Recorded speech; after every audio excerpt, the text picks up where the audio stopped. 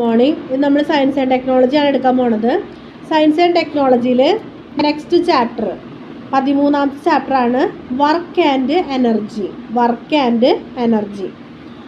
അപ്പോൾ ഇത് വളരെ ചെറിയൊരു ചാപ്റ്ററാണ്. ആകെ രണ്ട് കാര്യങ്ങൾ മാത്രമേ നമുക്കിത് നോക്കാനുള്ളൂ, വർക്കും എനർജിയും. അപ്പോൾ വർക്ക് എന്താണെന്ന് നോക്കാം. വർക്ക് എന്ന് പറയുന്നത് നമ്മൾ ഒരു ഫോഴ്സ് ഒരു വസ്തുവിൽ പ്രയോഗിക്കുകയാണ്. ഒരു ഫോഴ്സ് പ്രയോഗിക്കുമ്പോൾ ആ ഫോഴ്സ് പ്രയോഗിച്ച അതേ ഡയറക്ഷനിൽ തന്നെ അതിനൊരു മൂവ്മെൻറ്റ് ഉണ്ടാവുകയാണെങ്കിൽ നമുക്ക് എന്ത് പറയാം? അവിടെ ഒരു വർക്ക് നടന്നു എന്ന് പറയാം. ഇപ്പോൾ നമ്മൾ ഒരു കസേര പിടിച്ച് തള്ളുമ്പോൾ ആ കസേരയ്ക്ക് ഈ തള്ളിയ അതേ ഡയറക്ഷനിൽ തന്നെ ഒരു സ്ഥാനമാറ്റം സംഭവിച്ച് നമുക്ക് എന്ത് പറയാം? അവിടെ ഒരു വർക്ക് നടന്നു എന്ന് പറയാം. അതായത് ഒരു ഫോഴ്സ് ഒരു ഒബ്ജക്റ്റിൽ പ്രയോഗിക്കുമ്പോൾ ആ പ്രയോഗിച്ച അതേ ഡയറക്ഷനിൽ തന്നെ ആ വസ്തുവിന് ഒരു സ്ഥാനമാറ്റം സംഭവിച്ചാൽ അല്ലെങ്കിൽ ഒരു ഡിസ്പ്ലേസ്മെൻറ്റ് സംഭവിച്ചാൽ നമുക്ക് എന്ത് പറയാം? അവിടെ ഒരു വർക്ക് നടന്നു എന്ന് പറയാം.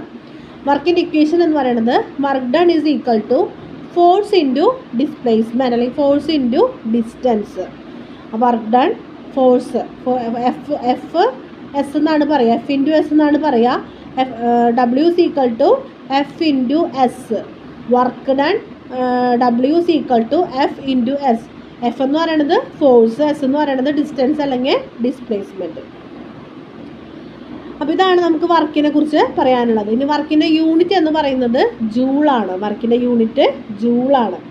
വേർഡൊക്കെ എടുത്ത് ചോദിക്കൂട്ടാ, യൂണിറ്റ് ഓഫ് വർക്ക് എന്ന് പറഞ്ഞിട്ടൊക്കെ ചോദിക്കൂട്ടാ, അല്ലെങ്കിൽ വർക്ക് ഡൺ, രണ്ടും ഒന്ന് തന്നെയാണ് ചോദിക്കും. ഇനി നമുക്ക് നോക്കാനുള്ളത് എനർജിയാണ്. എനർജി എന്ന് പറയുന്നത് വർക്ക് ചെയ്യാനുള്ള ഒരു കഴിവ്, അതിനെയാണെന്ന് പറയുക. അല്ലെങ്കിൽ വർക്ക് ചെയ്യാൻ വേണ്ട വർക്ക് ചെയ്യാൻ ആവശ്യമുള്ളത് എന്തോ അതാണ് എന്ത്. നമുക്ക് വർക്ക് ചെയ്യണമെങ്കിൽ ഒരു ഊർജ്ജം വേണം, ആ ഊർജ്ജമാണ് എനർജി. ആ വർക്ക് ചെയ്യാനായിട്ട് നമുക്ക് ആവശ്യമുള്ള എന്താണോ അതിനെയാണ് നമ്മൾ എന്ത് പറയുക? എനർജി എന്ന് പറയുന്നത്. പല തരത്തിലുള്ള എനർജി സോഴ്സസുകളുണ്ട്, എനർജി രൂപങ്ങളുണ്ട് അല്ലെങ്കിൽ ഊർജ്ജ രൂപങ്ങളുണ്ട്. Light energy, chemical energy, solar energy, സൂര്യനിൽ നിന്നുള്ള solar energy, sound energy, nuclear energy, അങ്ങനെയുള്ള പലതരത്തിലുള്ള എനർജി ഫോമുകളുണ്ട്. ഇനി എനർജി എന്ന് പറയുന്നത് മെയിനായിട്ട് 2 തരത്തിലുണ്ട്. നോൺ റിന്യൂവബിൾ ഉണ്ട്, റിന്യൂവബിൾ ഉണ്ട്. നോൺ റിന്യൂവബിൾ എന്ന് പറഞ്ഞാൽ എന്താണ്? അവർ പിന്നെയും ഉണ്ടാവുന്നില്ല, അതായത് പുനരുപയോഗിക്കാൻ കഴിയില്ല. കാരണം തീർന്നു കഴിഞ്ഞാൽ തീർന്നു തന്നെയാണ്, പിന്നെയും ഉണ്ടാവില്ല എന്നല്ല.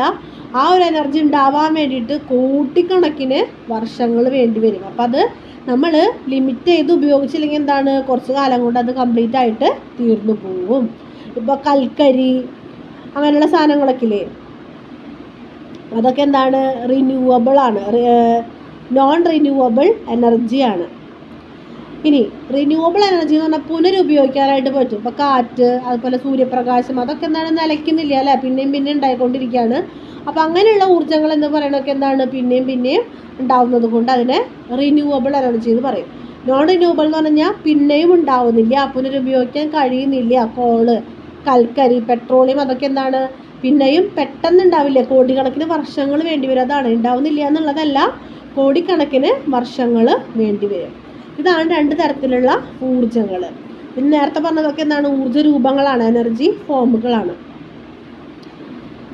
ഇനി അടുത്തത് എനർജി കൺസർവേഷൻ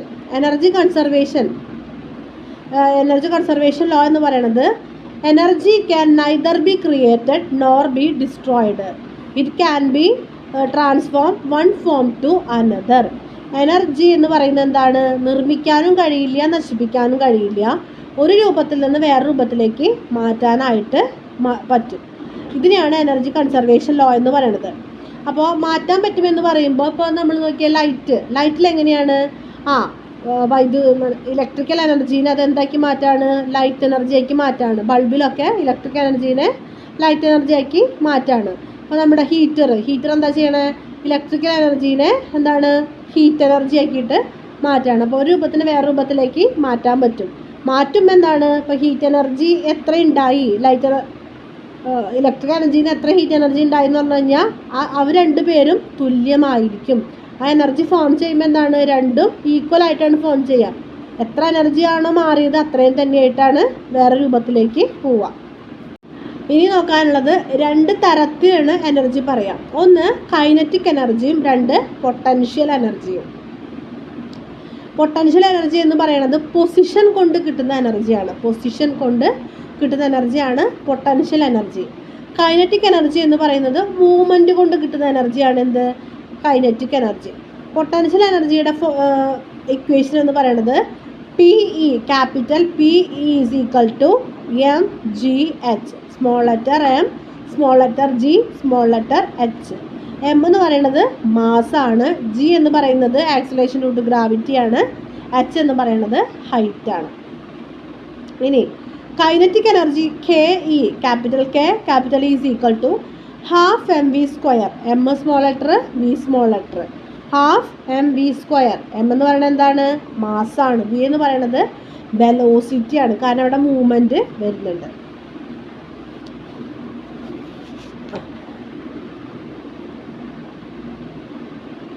അപ്പോൾ ഈ രണ്ട് കാര്യമാണ് നമുക്ക് ഈ ചാപ്റ്ററിൽ നോക്കാനുള്ളത്. അപ്പോൾ എനർജി ഫോമുകളും എനർജി കൺസർവേഷൻ ലോയും പിന്നെ രണ്ട് ഇക്വേഷൻസ് വെച്ചിട്ട് ക്വസ്റ്റ്യൻസ് ചോദിക്കാം കേട്ടോ. ഹാഫ് mv സ്ക്വയറും mgh വെച്ചിട്ട് ക്വസ്റ്റ്യൻസ് ചോദിക്കാം. അപ്പോൾ mgh നിങ്ങൾ ആലോചിക്കണം, ചിലപ്പോൾ മാസ് മാത്രമേ പറയുള്ളൂ, ഹൈറ്റ് കണ്ടുപിടിക്കാൻ പറയും. ജിയുടെ വാല്യൂ നമുക്ക് ഓൾറെഡി അറിയാം, 9.8 ആണ്. അപ്പോൾ ആ ക്വസ്റ്റ്യൻസ് ചോദിക്കാം. വളരെ സിമ്പിളായിട്ടാണ് കണക്ക് ചോദിക്കുള്ളൂ. അപ്പോൾ ആ ഇക്വേഷൻസ് പഠിച്ച് വയ്ക്കുക. ഇക്വേഷൻ ഓരോന്നും എന്താണെന്ന് മനസ്സിലാക്കി വയ്ക്കുക. വളരെ കുഞ്ഞു ചാപ്റ്ററാണ്, നന്നായിട്ട് പഠിക്കുക. Thank you.